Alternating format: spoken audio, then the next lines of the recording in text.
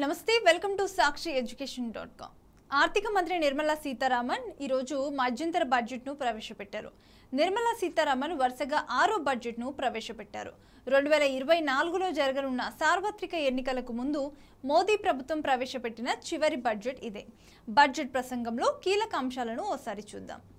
నిర్మలా సీతారామన్ ఇప్పటివరకు చేసిన బడ్జెట్ ప్రసంగాల్లో ఈసారి అతి తక్కువ సమయం మాట్లాడారు. ఈసారి ఆమె దేశ పద్దును కేవలం 57 నిమిషాల్లో లోక్సభ వేదికగా దేశ ప్రజలకు వినిపించారు. ఆదాయపు పన్ను స్లాబ్లో ప్రభుత్వం ఎలాంటి మార్పులు చేయలేదు. అంటే ఇంతకు ముందు అమల్లో ఉన్న పన్ను స్లాబ్ ఇప్పుడు కూడా వర్తిస్తుంది. ప్రయాణికుల భద్రత, సౌలభ్యం, సౌకర్యం కోసం 40,000 సాధారణ రైల్వే బోగీలను వందే భారత్ ప్రమాణాలకు మారుస్తామని ఆర్థిక మంత్రి నిర్మలా సీతారామన్ చెప్పారు. స్కిల్ ఇండియా మిషన్ కింద 1.4 కోట్ల మంది యువతకు శిక్షణ ఇచ్చిందని నిర్మలా సీతారామన్ తెలిపారు. ప్రభుత్వం 10 ఏళ్లలో 250 మిలియన్ల మందిని పేదరికం నుంచి బయటకు తీసుకొచ్చింది అని ఆమె వివరించారు.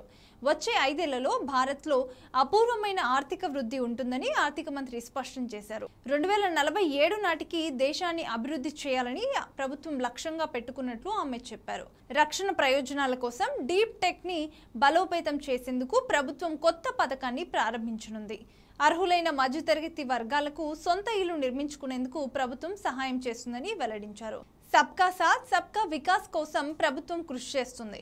ప్రతి ఇంటికి నీరు, అందరికీ విద్యుత్, గ్యాస్, ఆర్థిక సేవలు, బ్యాంకు ఖాతాలు తెరిపించేందుకు తమ ప్రభుత్వం కృషి చేస్తుందన్నారు.